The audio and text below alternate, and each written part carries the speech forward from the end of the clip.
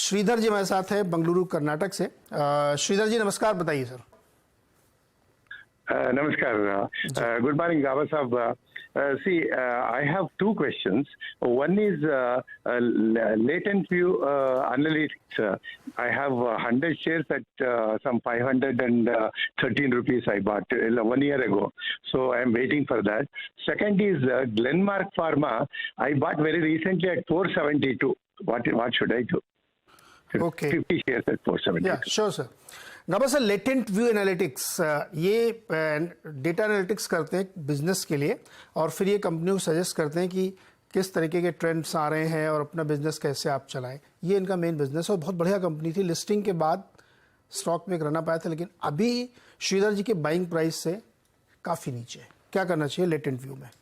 मैं चार्ट निकालने की कोशिश कर रहा हूँ, मुझे शायद मिल जाएगा लेटेंट व्यू। या मिल गया 543398, बिल्कुल 543398 इसका कोट है बेसिकली। लिस्टिंग हुई थी करीब 700 के आसपास, फिर लगातार गिरावट दिख रही है तो वीक। अब तक स्ट्रेंथ कहाँ नजर आएगी जब 400 बात कर लेगा? फिलहाल वीक नजर आता है। हो सकता है यहाँ पर समझ जाए, जैसे गिरावट और जो रेंज पर ट्रेड कर रहा है 333 के आसपास जो रेंज है, शायद यहाँ पर समझ जाए, लेकिन इसमें अब तक फिलहाल डेमोन्स्ट्रेट स्ट्रेंथ नहीं हुआ है। तो मैं थोड़ा इंतजार करूंगा। इनको अगर फंडामेंटल रीजन है इनको तो होल्ड कीजिए, या तो फिर 355 जोन है ये पार कर ले तो शायद उसमें स्ट्रेंथ आ जाएगी। फिर एक अप मूव मिल सकता है, वो करीब 550-600 तक जा ले आ सकता। फिलहाल होल्ड कीजिए और क्या। तो बेस्ट स्ट्रेटजी श्रीधर आपके लिए कि please hold on this share. और दूसरा शेयर है ग्लेनमार्क फार्मा, जो अभी कुछ दिन पहले इन्होंने लिया है। ग्लेनमार्क फार्मा में क्या राय बनती है? ग्लेनमार्क फार्मा मुझे स्टॉक बढ़िया लगता है, बिल्कुल हायर टाइम फ्रेम का जो चार्ट है बढ़िया है, अप मोड पर है। और हायर टाइम फ्रेम में देखें लार्जर स्ट्रक्चर तो बेस बन चुका है। 400 में स्ट्रॉन्ग सपोर्ट जोन है, ये 650-700 जोन पार कर लेगा, फिर ये 1000 की तरफ जाएगा। तो अगर आप 1000 का नजरिया देख रहे हैं तो इसको 1-1.5 साल तक होल्ड करना चाहिए। मुझे स्टॉक में वीकनेस नजर नहीं आती, तो मेरे ख्याल से होल्ड के लायक है ग्लेनमार्क। ओके, तो फिलहाल दोनों होल्ड करने श्रीधर जी आपको। ग्लेनमार्क में तो बहुत सेकुलर तेजी दिख रही है। लेटेंट व्यू में आपको कुछ लेवल्स है जिनको वॉच करना पड़ेगा। अगर वहां से पार करते तो फिर आगे बड़ी तेजी बनेगी और आपके प्राइस को वो पार कर सकता है। अगला शेयर है किशन ठाकुर का, मुंबई से जुड़ रहे हैं। किशन जी नमस्कार, बताइए सर। हाँ जी नमस्कार जी। शुड आई आस्क गाबा साहब? हाँ गाबा सर को सुनाई दे रहा है, बताइए सर। गाबा साहब, I am holding Kansai Nerolac at average price of 520 rupees since a few months. So I would like to know, should I switch to something like AkzoNobel or Berger, or should I hold on because I'm a long-term investor? I don't mind 4-5 years also. Paint से इतना प्यार क्यों? आप paint का ही option ढूंढ रहे हैं? Sorry? आपको पेंट शेयर ही क्यों पसंद है? Well, I have somehow good impression of the management and some other consultants that advise also. Okay. And I have this experience that sometimes share goes down quite a bit and then it starts coming up quite fast, you know. No, my question is, sir, why are you so bullish on paint sector only? Because your options are only paints, paint companies. No. I've got other shares. Like, in fact, I wanted to know about AG's Logistics and Siemens and all. So okay, no problem, sir. No problem. Yeah. Gaba sir, Kansai Nerolac 520 पे इन्होंने लिया है, 431 चल रहा है, क्या करेंगे? Nothing do है, जस्ट होल्ड कीजिए। चार्ट स्ट्रक्चर के हिसाब से 400 के आसपास स्ट्रॉन्ग सपोर्ट जोन है। हाँ, आपकी कॉस्ट थोड़ी हाई है, नथिंग टू वरी। आपको 4-5 साल का नजरिया है, आप होल्ड कीजिए। आपको ऐड करना है, ऐड कीजिए। अच्छी कंपनी है, चार्ट स्ट्रक्चर टेक्निकल रूप से पॉजिटिव है। रिसेंटली जो लो देखा हमें 350 के करीब, 360-370 के आसपास, लगता है वो होल्ड करेगा। इस कैंपेन में फिर एक अपूर्व भी मिलेगा, 600 भी जा सकता है। अगर आपको जो ऐड करना है तो ऐड करेंगे, तो 600 के आसपास बेच भी दीजिएगा तो प्रॉफिट बुक कर सकते हैं। पार्शियल प्रॉफिट बुकिंग हो सकती है, लेकिन लॉन्ग टर्म के लिए स्टॉक बढ़िया है बिल्कुल। एशियन पेंट्स हो या बर्जर पेंट्स हो या Kansai, of course market leader Asian paints है, उसके बर्जर भी है, सभी स्टॉक अच्छे, होल्ड कीजिए। ओके, होल्ड करके रखिए इसके। और अगला क्वेश्चन है हितेश भाटिया का, आगरा उत्तर प्रदेश से। हितेश जी बताइए sir. Good morning Gaba sir and सुप्रभातम नीरज सर। सर मेरे पास मेरे दो सवाल हैं। पहला यह है कि मेरे पास इरकॉन है 82 की परचेज पर 5000 शेयर्स, और दूसरा है मेरे पास ITD सीमेंटेशन है 150 की परचेज पर 1000 शेयर्स। मेरा टाइम होराइजन है 1 साल 6 महीना, जहां पर मेरे को अच्छा पैसा मिलेगा मैं निकल जाऊंगा। और बस मैं जानना चाहता हूं कि स्टॉप लॉसेस क्या है और क्या टारगेट हम रख सकते हैं, और अगर मुझे इनमें से निकलना है तो मैं कौन से शेयर्स परचेज करूं। ओके गावस्कर, इरकॉन 82 और इस समय चल रहा है 83.45, टारगेट और स्टॉप लॉस।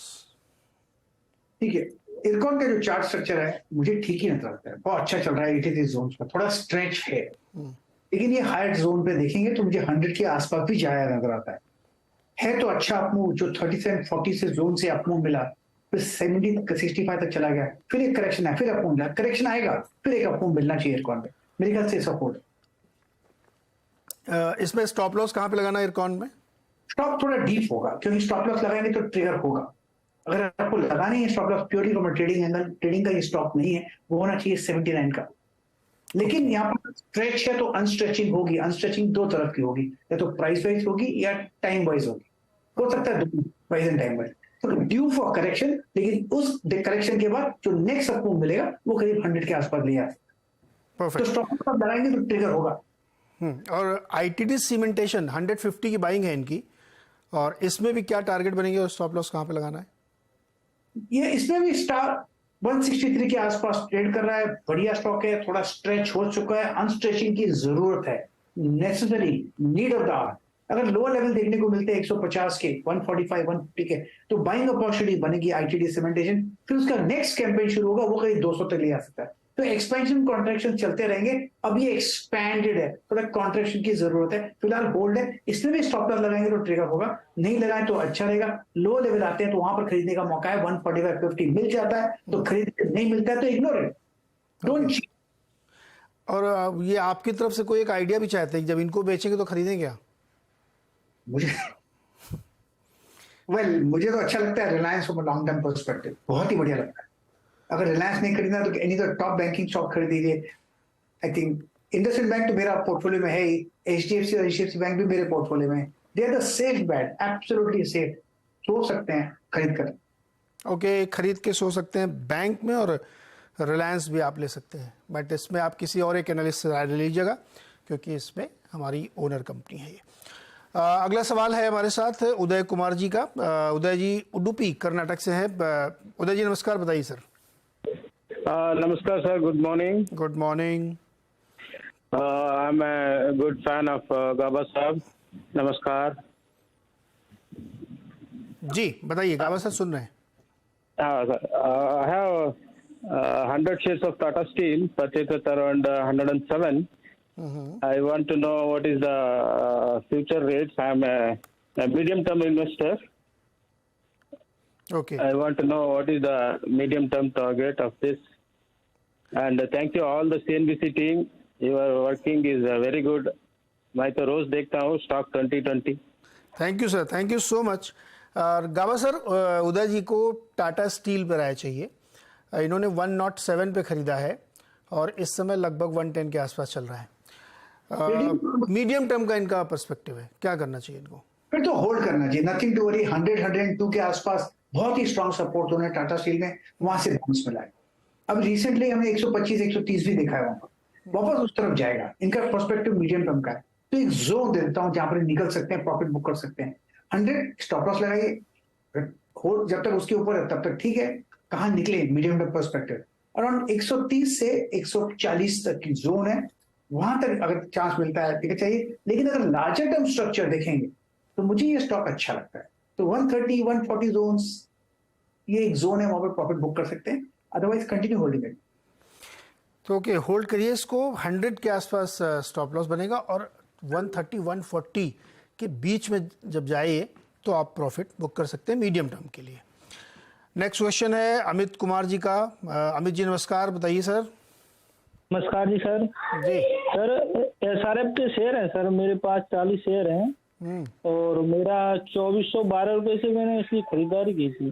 तो सर आगे का वो जानना चाह रहे हैं, 4-5 साल का आगे कैसा रहेगा जी? गाँव सर 4-5 साल के लिए SRF कैसा रहेगा? अच्छे प्राइस पे ले लिया, फायदा हो रहा अभी तो। बिल्कुल अच्छा है 5 साल के लिए।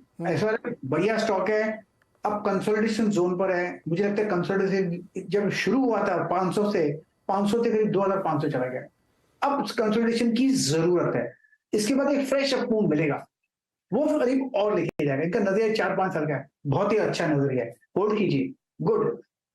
2000 स्ट्रॉन्ग सपोर्ट जोन है। ओके सर, थाने से विवेक जी ने एक सवाल भेजा है और इन्होंने तेजस नेटवर्क के 500 शेयर खरीदे हैं नवंबर 2020 में। Now 1000% up. क्या करें, होल्ड करें क्या इसको? अब तक तो ठीक ही लगता है, लेकिन स्टॉप लगाने की जरूरत पड़ेगी। 705 पे ट्रेड कर रहा है, 500 के नीचे स्टॉप लगाइए, बहुत डीप है।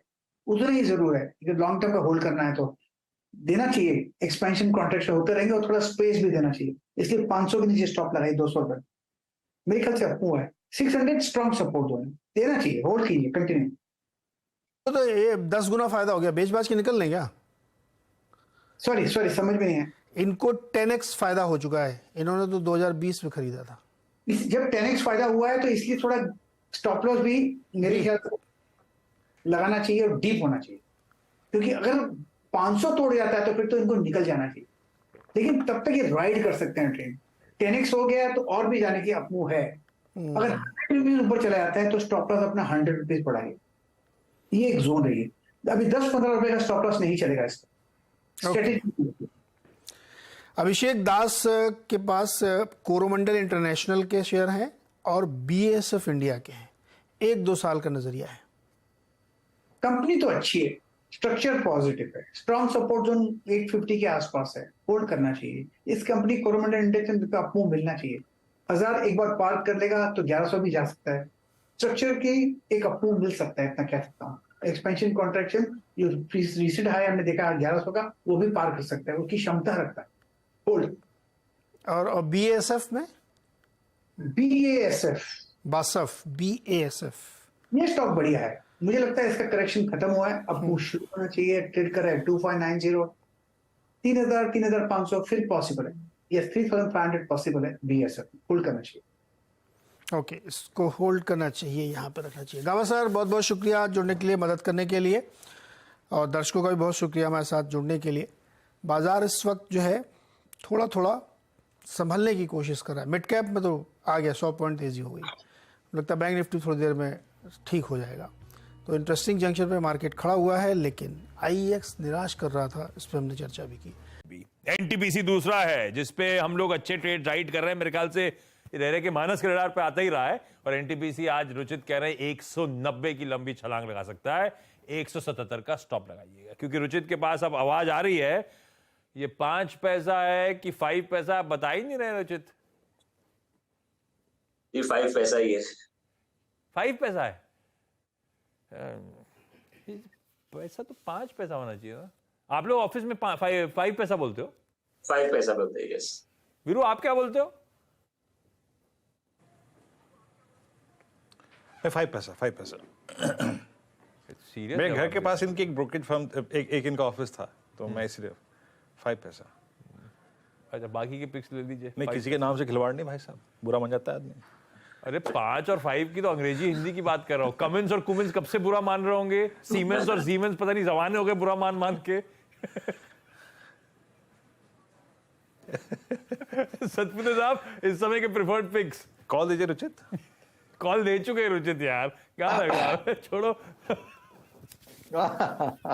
आशीष जी, देखिए, एक बाया और एक सेल के साथ जाएंगे। तो अगर हमें सेल करना है तो मुझे लगता है IT पैक में से इन्फोसिस एंड TCS ये दोनों ही वीक है, तो आज थोड़ा सा एक सेल भी लेंगे तो वो रहेगा इन्फोसिस। मेरे हिसाब से इन्फोसिस में सेल करेंगे तो इसका टारगेट बनेगा करीबन 1250 से 1240, स्टॉप लॉस रहेगा 1290 का, तो इट्स अ सेल इन इन्फोसिस। और अगर लॉन्ग साइड का ट्रेड लेना है तो देखिए, लार्सन एंड टुब्रो, बहुत दिनों से मैं L&T की बात कर रहा हूँ, हर टारगेट के बाद ये नए टारगेट्स को अनफोल्ड कर रहा है। तो 2340, 2350 ये मेरा सेकंड टाइम का टारगेट था। तो आज का जो नया टारगेट होगा वो रहेगा 2400, 2420 का। तो L&T यहाँ पे लॉन्ग रखे, इसका स्टॉप लॉस होगा 2350। जिनको फ्रेश लॉन्ग करना है, छोटे स्टॉप लॉस के साथ लॉन्ग रखे, 2400, 2420 ये इसका टारगेट का रेंज होगा।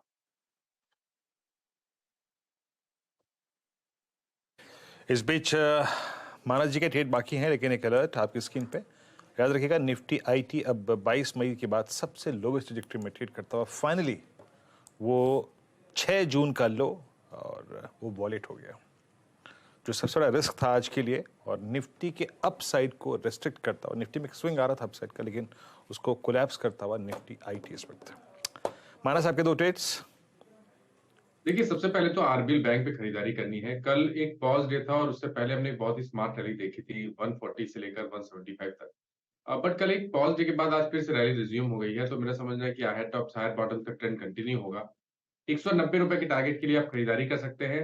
174 का आपको स्टॉप लॉस लगाना है आरबीएल बैंक में। दूसरा स्टॉक ऑयल मार्केटिंग कंपनी से मैंने एचपीसीएल की भी 2-3 दिन पहले बात की थी, वहां बहुत बढ़िया मूव देखने को मिला। अब मैं समझ रहा हूँ कि आईओसी तैयार है एक फ्रेश ब्रेकआउट के लिए, एक मूव के लिए। ऑलरेडी ब्रेकआउट हमने देख लिया चार्ट पे, तो आईओसी पे खरीदारी करनी है। 90.30 का आपको स्टॉप लॉस लगाना है और 93.50 रुपीज आपके टारगेट्स रहेंगे।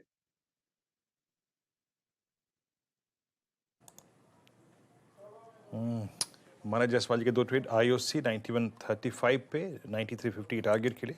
निफ्टी आईटी वाकई कोलैप्स हो रहा है इस वक्त। बता दें कि मनी कंट्रोल पर दिए गए विचार एक्सपर्ट्स के अपने निजी विचार होते हैं। वेबसाइट या मैनेजमेंट इसके लिए उत्तरदायी नहीं है। यूजर्स को मनी कंट्रोल की सलाह है कि कोई भी निवेश निर्णय लेने से पहले सर्टिफाइड एक्सपर्ट की सलाह लें।